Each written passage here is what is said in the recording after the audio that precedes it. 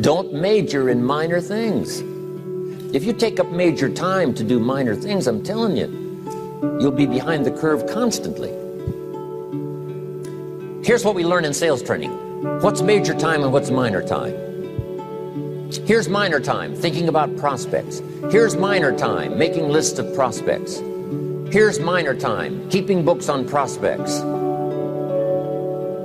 Here's minor time, going to see the prospect. Here's minor time, evaluating the prospect after you've been there. That's all minor time. Here's major time, in the presence of the prospect. That's major time. And if you took a look, if you're in sales and you took a look at a week, you'd say, my gosh, I'm spending 90% of my time on the minor stuff and so little time on the major stuff in the presence of. How many hours in the presence of in my day? How many hours in the presence of during my sales week? Because the time that really counts is in the presence of the prospect. Majors and minors. Here's another key time management essential. Don't mistake movement for achievement. It's easy to get faked out by being busy. Guy comes home at night all exhausted, falls in the chair and says, oh, I've been going.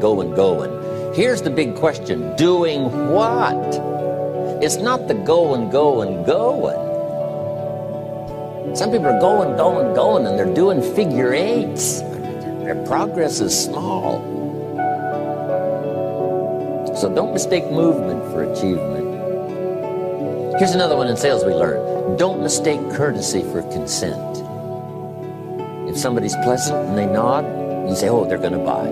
No, they're courteous. You can't mistake courtesy for consent.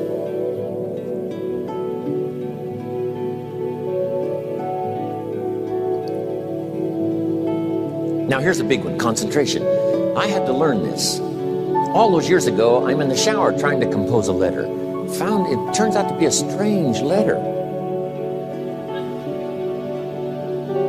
So here's what I learned to do. Save the work till you get to the office. Save the work till you get to the work. Don't try to get to the office on the way to work. On the way to work, enjoy the way. In the shower, enjoy the shower. Then go to work when you get to work. I found this to be helpful. Concentration. Here's another big one. Learn to say no. I'm telling you, in such a social society we have now, it's so easy to try to be a nice person, saying yes to everything. Find yourself overloaded. Now you got to call and make the, well, gosh, you know, all the time it takes to back out of something that you said yes to too quickly.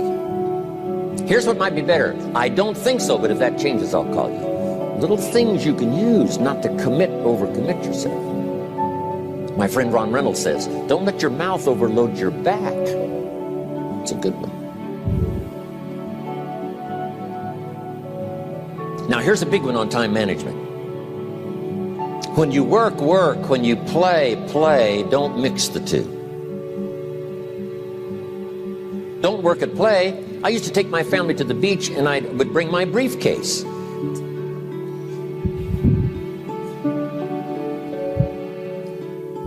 I learned not to do that.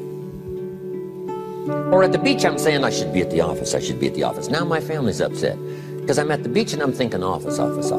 Now when I'm at the office, I'm thinking what? I got to get my family to the beach. So things are not going too well at the office because I'm thinking beach, and things are not going too well at the beach because I'm thinking office. Here's what I learned to do. At the beach, be at the beach. At the office, be at the office. When you work. When you play. Don't mix the two. Don't work at play. Now here's one of the most important ones. Don't play at work. Work is too serious. You don't want the reputation of being the office joker. It's not a good one. Yes, there's time for some pleasant stories. Yes, there's time for a little humor. Yes, best if it's a happy office, of course.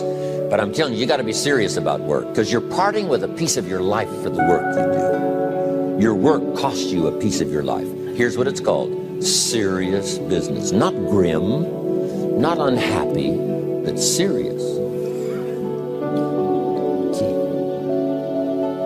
Don't play at work. The old expression, I don't think we use it anymore, horse around at the office. Play around, play jokes, play tricks. No place, not at the workplace. At the beach, yes. At the bar, yes. Somewhere else, not work.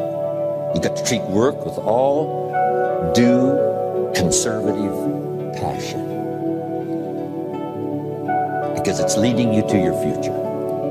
Here's another key phrase: all work is good. You may not like your job, but if it's the stepping stones to get you to where you want to go, you got to appreciate your job. You don't have to have a passion for your job. Here's the ultimate passion: a passion for incredible success in every department of my life. That's the passion. But don't look down on some menial job you have to do to finally get you to where you want to go. No job is menial. No job is every job is noble. Training life for pay, making a contribution to society. Next, analyze how you are. And if you have some weaknesses, if you doesn't seem like you can change, here's the key: get it covered. I used to keep promising myself I'd keep the books. Finally, I gave that up. And back then, it only took me an extra $50-$60 a month for some accountant to keep the books.